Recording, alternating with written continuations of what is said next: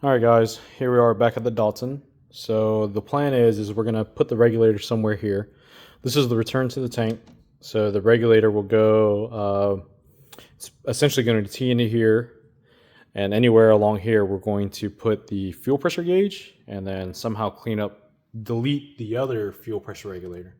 So the plan is to delete this fuel pressure regulator, add the fuel pressure gauge, and then add our Aeromotive regulator. So that's what we look like right now, and then we'll get to it. A note here is that generally on EFI cars, the regulator is on the return side. So that's how we're going to set it up. I don't think it really matters. So the difference is that fuel comes through here, and then it's regulated through this, through the filter, and then to the carbs. So the thing about this motor is that they generally only run like anywhere from 2.5 to 4 psi, if I remember correctly. So either way, we're gonna get rid of this regulator because we don't even know if it's like a good brand. We don't actually know anything about this regulator except for that it's leaving. So first things first is basically we're going to take this line and we're going to put it here. Oops. We're gonna take this line and this line off the fuel filter, we're gonna stick it here, and then that's essentially going to take this out of the system. Then we'll mount everything else. All right, guys. So regulators unplugged, fuel filter here, gauge here. But hindsight is 2020. So I should have put this fitting facing the other way, but yep. Anyways, so adapt and overcome, right? So I have this long hose, it's just gonna loop around. Again, it's not gonna be pretty, you know, it is what it is. So long as we can get the car to start and get decent fuel pressure, consistent fuel pressure, then hopefully we can go back to tuning the carbs and then at least get the car running enough where we can clean this up. So let's hope for the best. All right, I did it off camera, but we sprang a little leak here. This is the old hose here. It looks like just a section of it's bad, so we're gonna pull it off, cut that sucker, slide the clamp back on, and let's hope for the best. All right, cutting off that section did not work off at all. This is the hose that was on it, and if you listen, yeah, no amount of cutting would have saved that. Fortunately enough, I got so much line here that I just trimmed a section off and made a new section, and we're good to go here. So, as you can see, this thing's got way too much. I didn't bring any Allen screws, but fortunately enough, it's not super tight. So we're going to rotate here and then see if we can get this down to 2.5 or something. Let's try 3. All right.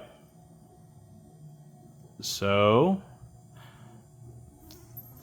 3 is kind of where we're at. All right, so I could have went down to 2.5, but any more we would have lost the thread. So we're sitting at 3 right here. There's a lot of fuel that's leaked down here, but we're gonna check to make sure that we've got nothing in the way. We have my little cheap tool set here that I always bring out. All right. So, we're gonna pull the choke and hopefully this thing fires up. Oh my God, look at that.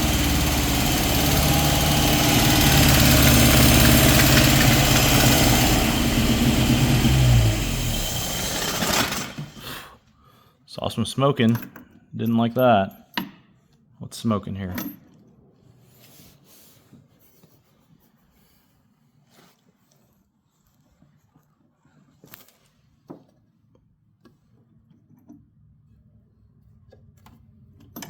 Not sure what that is. All right, well, maybe it's just dust coming off, maybe, hopefully. All right, well, let's try that again.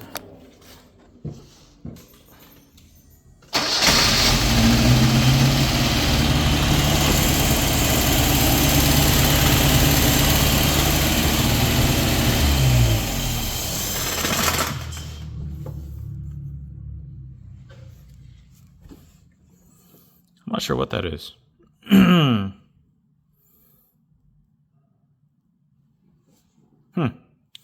Well, let's investigate this one and we'll start back up again.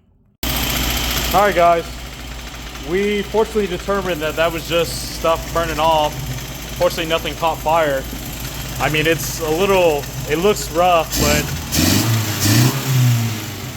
This is probably the cleanest this car's ever ran, in my opinion.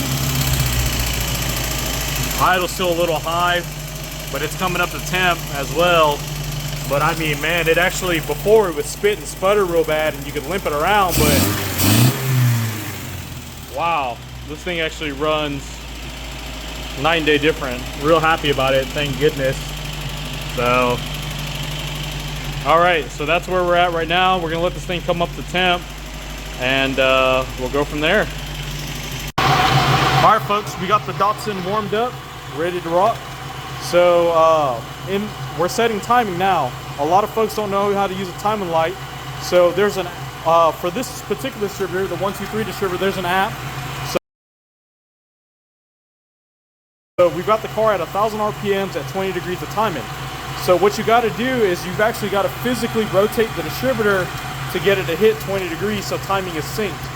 So what we're going to do here is on this dial, we selected 20. And you're not going to be able to see it, so you just have to try to listen and follow along. If you can maybe see the light flashing. Probably not. But when the light flashes, that's when this cylinder number 1 is sparking. So we've got to go down here, and you'll look on the timing cover, you'll see that there's a line on it. You see that line down there on the timing cover? That line signifies what we need to line up on the marks on the crank pulley. So on this particular car, there's 5 marks. They each represent 5 degrees, 5, 10, 15, 20, and 25. So we're gonna set this thing to 20, and then we'll have to manually rotate the distributor until it locks up. Once it lines up, we screw down the distributor. There's the little Allen key for it, and then that's that. We've already done it here, but just wanted to go over it for you younger guys.